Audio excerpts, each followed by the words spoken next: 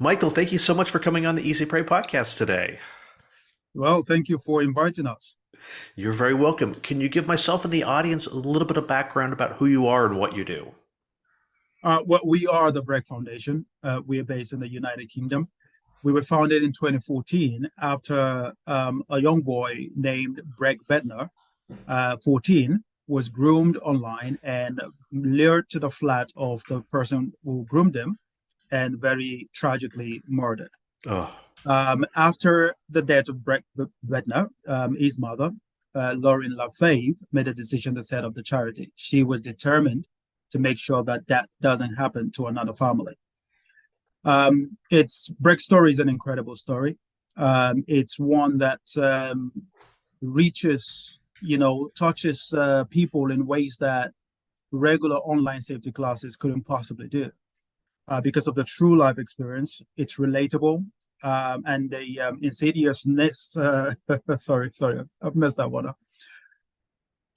I'll start again.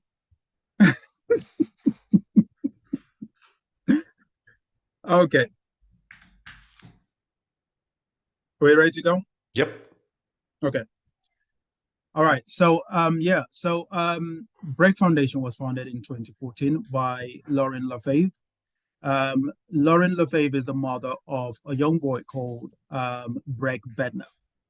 Breck, 14-year-old, was very tragically murdered by someone he met online.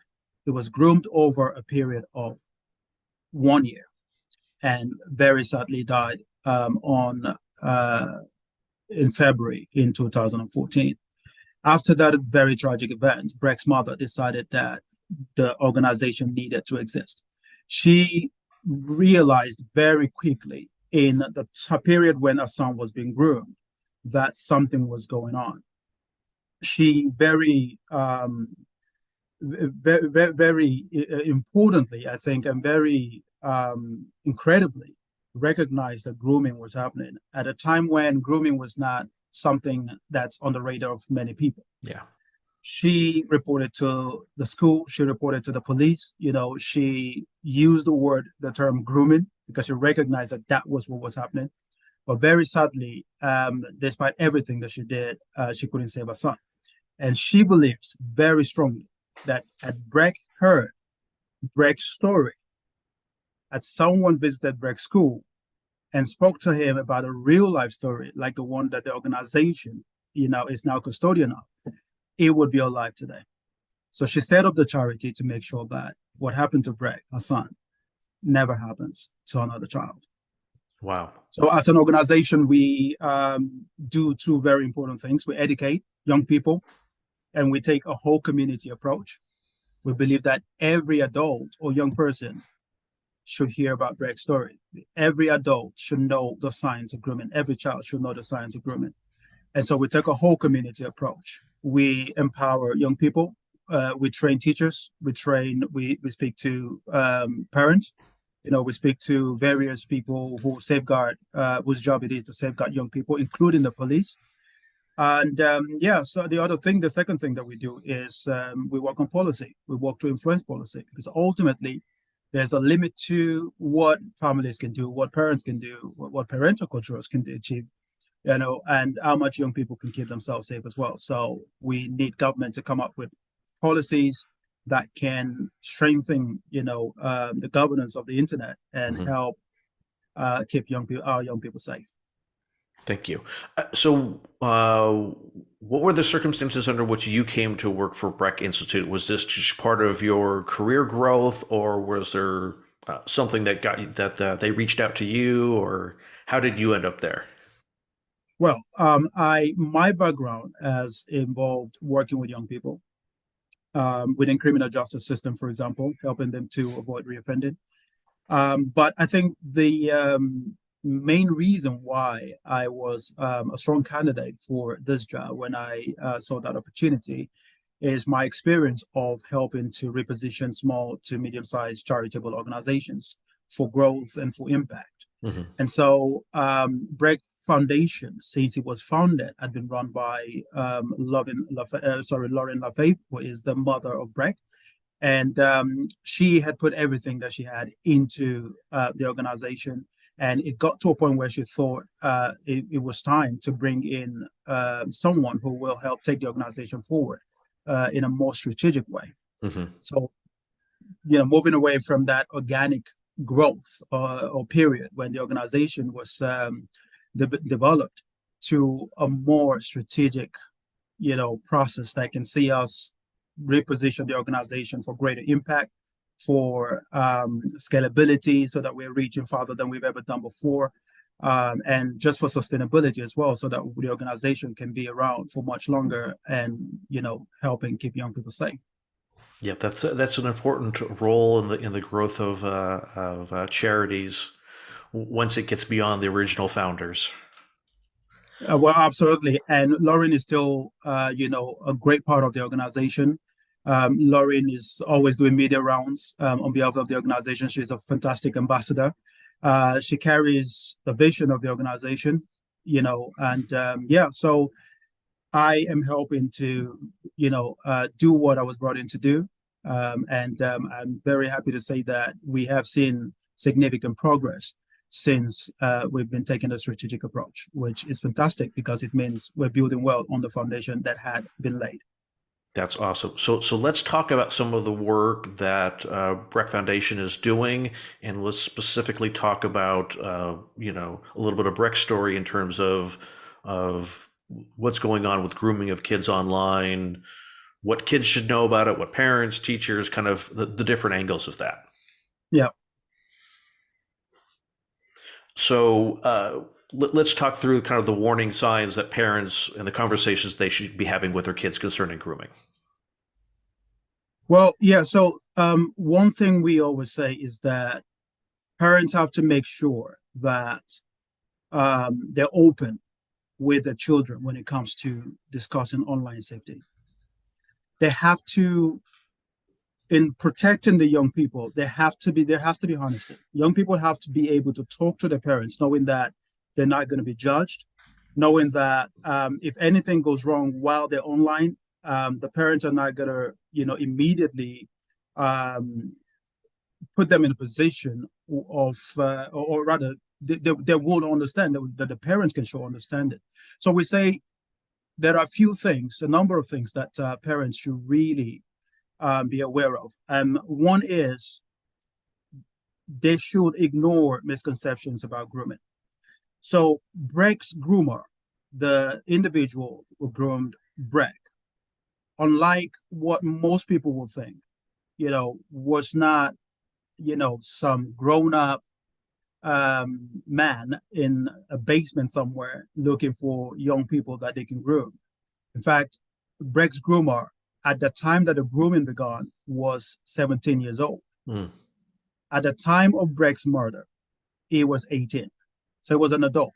But, such misconceptions mean that a lot of parents will see the kids with other children and not take much account of what is happening in the interaction that the children are having, because they feel that's not the typical profile of an online groomer. The other misconception that we encourage parents to do away with is the idea that there is certain children or type of child that fills the mold of someone that can be groomed. So Breck was from a very loving family. As I say, Lauren and the family were quite on the ball in terms of recognizing things that were happening to Breck and the changes that were happening to him and in him.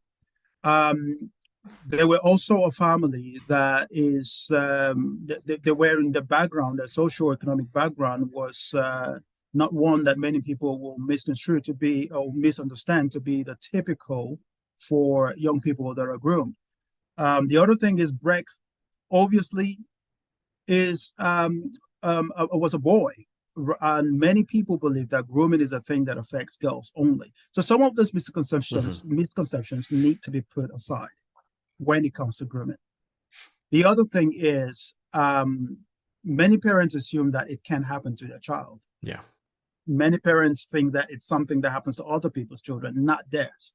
So they need to understand when it comes to the internet, right?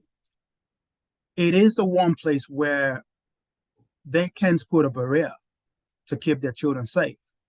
They cannot close the door. You when physically when your child is at risk, you can close the door, put your child in the house, close the door, lock the door, and you know they're safe. In this case, the thing that can harm them is inside the house with them in most cases. And it opens up the world to them in ways that nothing else could possibly do. Yeah. Like I said before, not being judgmental is a key one. When we're talking to children about their life online, we need to let them know that there is no need to be secretive because we're not going to judge them. That is very key. Then we always encourage. One of our values as an organization is that we say we are pro tech. We're not saying children should put their gaming devices down or any other technology that they use. We want them to use it because there's a lot of positive that come from from having a digital life. But one way that we believe that parents can help keep their children safe is to be actively involved in the young people's digital life. That means, simple things like playing games with them, knowing what video games they play, what is the latest thing. If any parent discusses the latest tech in gaming with their children who love gaming, they immediately, the type of engagement you're going to get from them is going to be very different from from discussing most other things.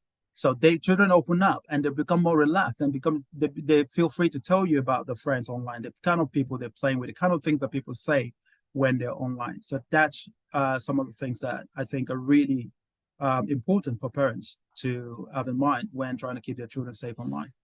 So with respect to the gaming, it's kind of like sit down with the kid and say, "Hey, I hear that this game is really exciting. Can you show me how it works? Hey, can I play against you, with you, whatever?" And just kind of experience it with the kid as opposed to all gaming is bad. You must stay away, or I don't even want to know about it.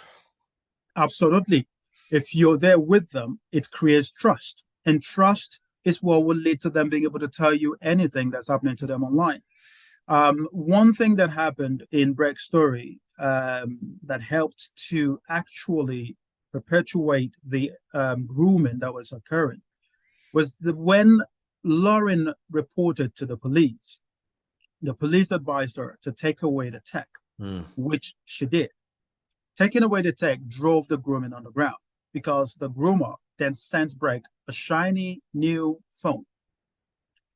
Once Breck was in receipt of that, in possession of that, it became something that was driven way underground and became really difficult for the family to know what was happening.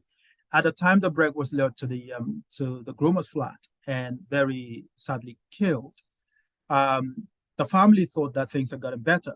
They didn't see him talking to anyone. They didn't see him talking to his groomer, and they thought things had changed. But no, it hadn't. It had simply been driven underground. What was the age difference between Breck and the person who murdered him? Breck was 14, and the person who murdered him was 18 at the time of the murder. So a relatively small age difference. 4 years. Yeah.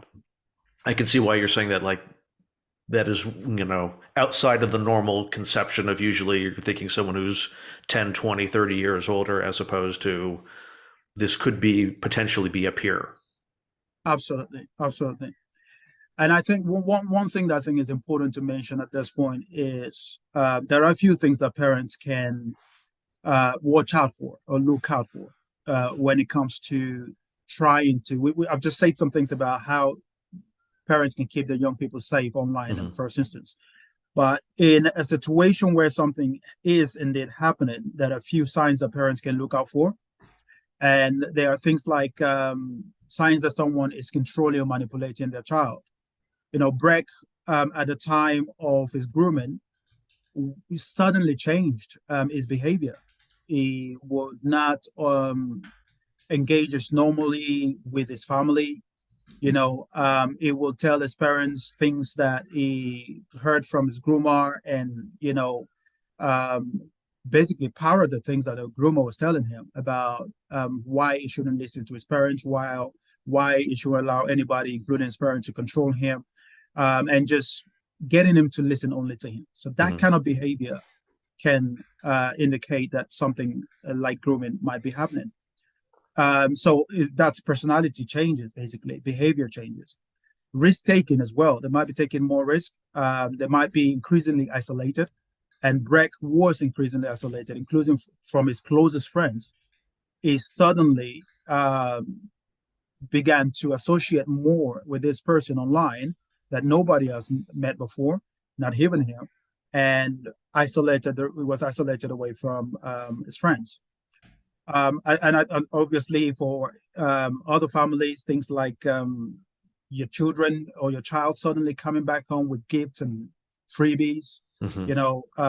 showing sexualized behavior and keeping secrets from you, basically, when they would not normally do that. So those are some of the things that parents can be on the lookout for. And like I said, not only parents, anyone really that has a child anywhere in their lives should be on the lookout for any such signs. And how do you kind of differentiate, the normal what would be considered like the normal changes in adolescence, where their relationships are changing, they have falling outs with their friends, those sort of normal adolescent changes versus you're talking about isolating and not connecting with their normal friends. How do you know when it's just the normal ebb and flow of teen relationships versus something a little bit more Yeah. scary? Yeah, I think in a way it's you can't be sure. It's not like it's exact science. You Hmm. cannot be sure that that is what is happening. But if you see a number of these things happening at the same time, Hmm. then it's worth considering that possibility. And ultimately, that's what it is. And then seeking help. And if it turns out that that's not what it is, then fantastic.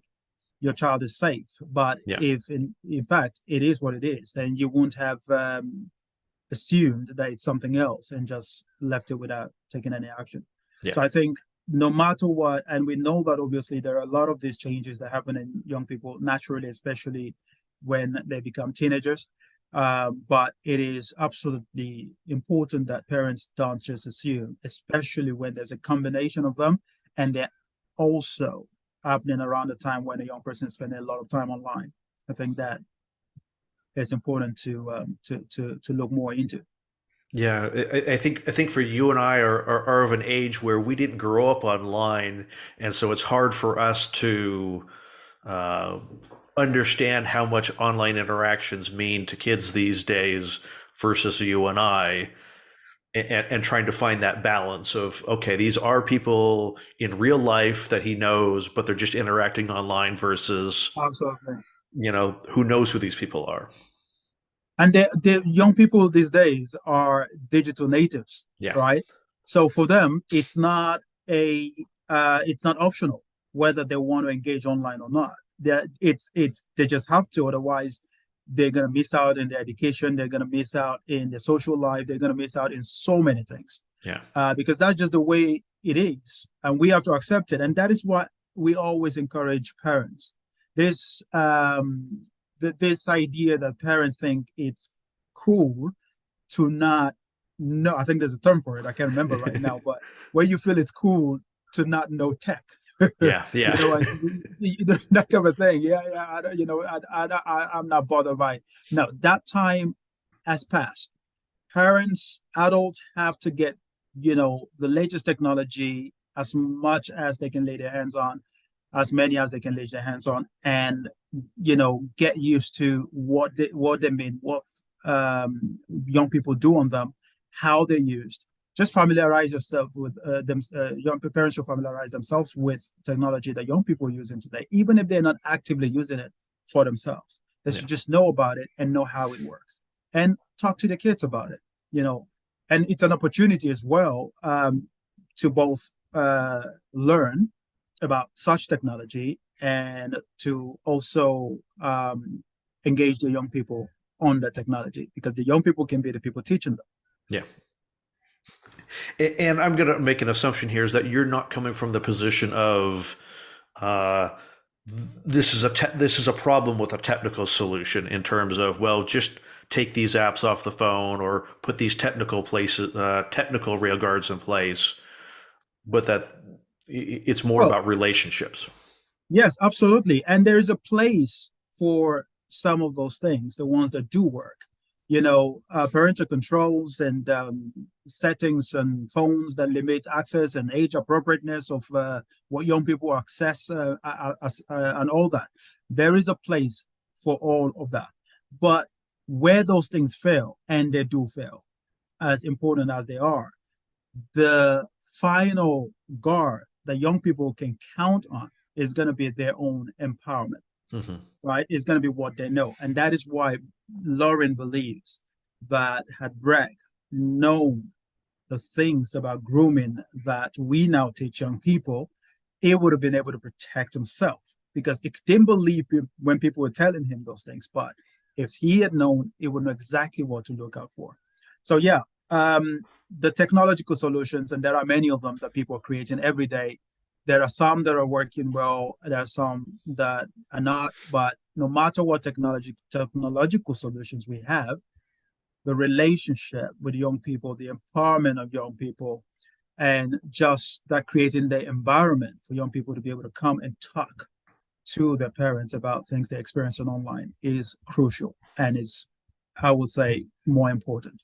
Yeah, I would tend to agree. We were talking a while here about like the parents' perspective and watching out for the kids, and you were just mentioning, well, if Breck had heard this story told, maybe things would have happened differently. So what is it that you're telling kids to watch out for, separate from independent of what you're telling parents? Well, for young people themselves, we tell them things like, if someone you're engaging with is being too friendly, too complimentary, too flattering, just showering you with attention, showering you with gifts, then you should suspect that something is up. Breck's groomer did exactly that. Breck's groomer told Breck that Breck was the cleverest of his friends, that Breck was someone he could trust. After he lied to Breck about being someone that works for the government in the U.S., the security services, he lied about being someone that is has got a lot of money, that travels all over, helping the CIA and all sort of things. And he also told Breck that Breck had he saw the kind of things that that he would be looking for if he was looking for someone to take over his many accomplishments and businesses and achievements. And so there was that flattery and that Hmm. those compliment, and trying also to create a wedge between him and his family and his friends, telling him negative things about his family, telling him negative things about his friends, trying to isolate him. So if anyone is doing that to a child, the child should immediately say alarm bells and know that something is happening that shouldn't be happening.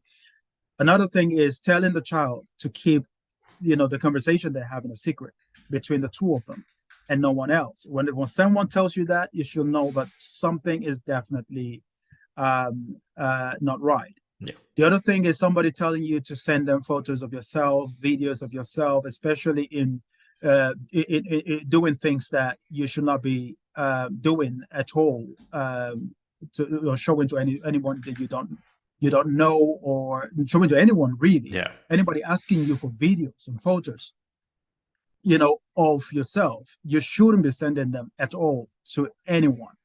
And so if someone's asking you for that and then asking you to not let anybody know that you're sending them, or threatening you and saying that if you don't send them, or if you tell anyone about sending them, that they're going to do this and they're going to do that, or they're going to release the photos you've already sent them. All of those things are things that young people should bear in mind when dealing with people that don't know online, and even people that know online, Hmm. if they're asking them any of those things, if they're behaving in any of these ways, then the young person should really be reporting to the parents that the experience they're having is suspicious. So, with respect to, let's switch over to kind of the reporting side of it. What kind of reporting should kids be doing, and what kind of reporting should parents be doing? Yeah, well, reporting is extremely important, and we tell children to always, report to an adult that they trust, right? So certainly the family, or anyone else, really, the teacher, anyone that they feel they're convinced that they can go to.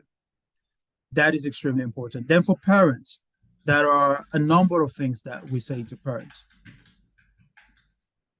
Sorry, at this point, I need to get something that Yeah. I'm going to use to tell you this part.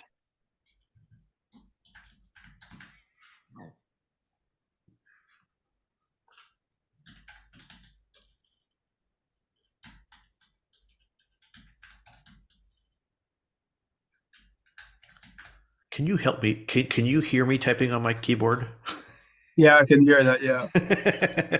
Okay, I gotta be careful in the future that I type really quietly.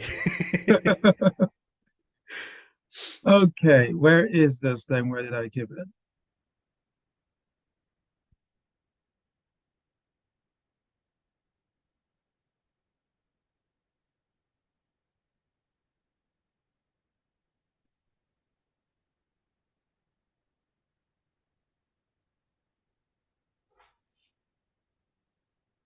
So while you're looking for that, I was interviewing someone, and at the end of the Yeah. interview, he asked me about, like, what kind of keyboard are you using, and I told, because I don't recognize it. I thought that's kind of weird, and so I told him what kind of keyboard, and he said that he had had a couple of years prior, he'd had a traumatic brain injury, and ever since then he can recognize the distinct differences in computer keyboards.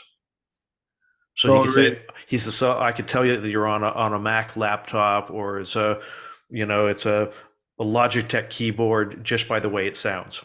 Because Wow. I haven't heard your keyboard before. What is it? Wow. Interesting. Okay. So, um, So you want me to re-ask the question if you've got the resource there? yes, but if you give me a minute, Okay. I um,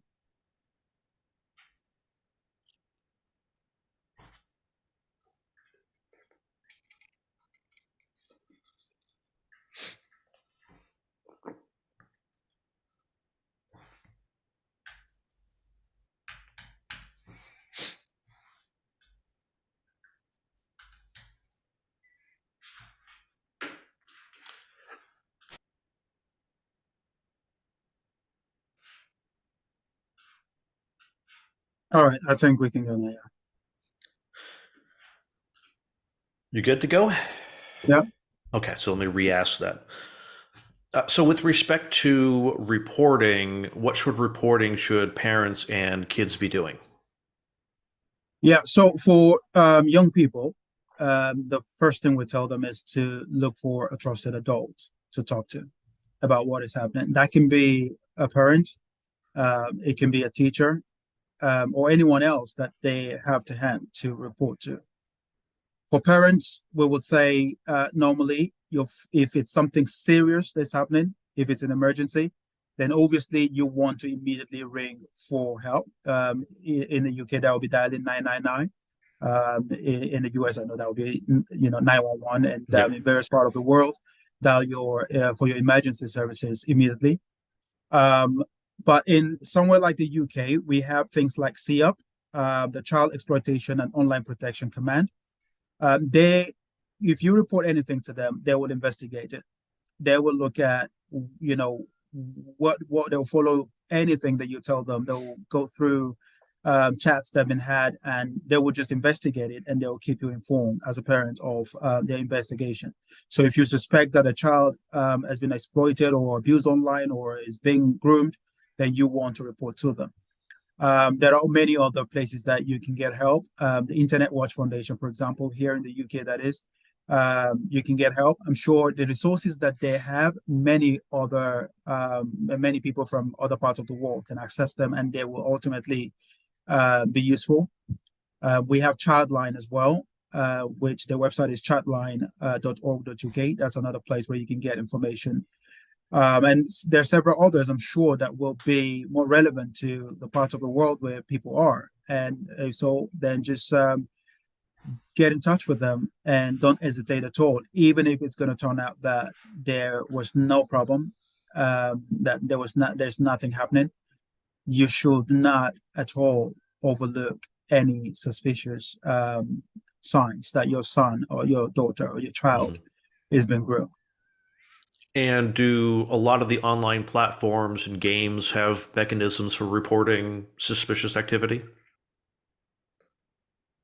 Yeah, so I'm sorry, I think you need to ask that again. What's the question again? Do the online platforms have places where you can report suspicious activity or Oh, abuse or things like that? okay. So shall I go or do you want to go now? I'm Do, good do with you. I'm good with you to answer. All right. Let me just what I need to say about that is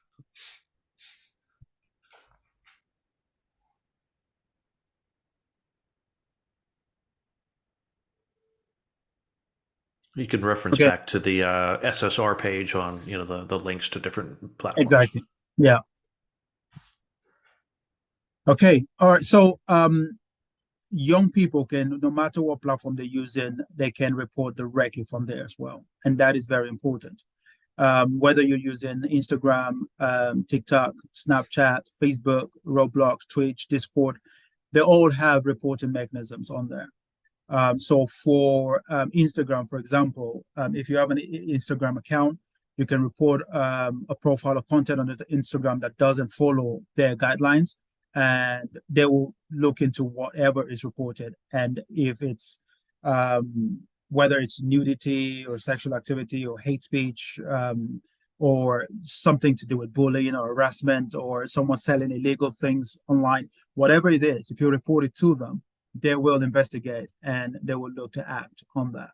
So we absolutely encourage young people to report online. And as a matter of fact, we have a program that's a campaign that we are currently running, which is called Screenshot Shutdown Report. So SSR, Screenshot Shutdown Report. And the idea is that sometimes it is hard to know when something online is just being weird, being criminal, or if it's just not right. Yeah. And we want young people to have the tools with which to deal with such scenario. And we believe that if people go to our website, young people or parents, if they can go to our website, breckfoundation.org, and in this case, /SSR, they'll be able to get all the information they need, all the tools they need to be able to screenshot when they encounter things online that are not right, to be able to shut down communications that they don't want to continue to have, and to be able to report to either the platforms or, like I said before, to adults that they trust in their lives. I really like the that you're starting with the screenshot on that campaign, because I think if the person has shut down the account or deleted things, it's often hard to show, well, I'm saying they said that the person said or did this, but I don't have any proof of it. So it's always nice to keep kind of that evidence trail of what you did see and why you reported it. Absolutely. And when you report to somewhere like CEOP, for example, they would normally ask if you have any evidence that you can show them to help them with their investigation. So if you've screenshot it, then you can give that to them and they will be able to do a better job of investigating it. That's awesome. And are there additional resources that Breck Foundation has? Yeah, we have a lot of resources on our website that parents will find very helpful. Just go to breckfoundation.org/help. That's breckfoundation.org breckfoundation.org/help. We have many resources there. Conversation starters, for example, that parents can use to have conversations about their young people's digital life or lives.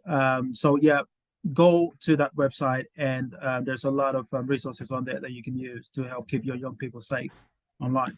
Awesome. And if people want to help Breck Foundation and their mission, uh, are you guys a charity in the UK, the US? How do people participate in that respect? Yeah, we are a charity registered in the UK. So if you want to help in any way, if you want to make a donation, then we are always grateful for those. And our website, again, breckfoundation.org, has a very prominent donate button. You can donate from anywhere in the world, really. And it will be much appreciated. And it will go a very long way. Anything at all that anyone is able to donate will go a long way in enabling our work to continue to empower young people. Awesome. Any parting last advice that you want to impart before we wrap up today? Well, there is something we always say to young people. We always say, remember to, okay. I have completely missed that up. Let's do that again. So any parting advice or last final suggestions that you have before we wrap up today? Yeah, we always say to young people to remember to play virtual but live real. It's very important. Your real friends, your true friends, are the people you know in real life. So even if you play in games and do other interactions with young people, with other people that you don't know, with strangers online, you should always remember not to give them any information about yourself, not to allow them to ask you to keep things secret from your family, to just remember the things that you need to do to keep yourself safe, and to always be bold and confident to report to adults in your life about things that you see online that are not that are suspicious in any way at all.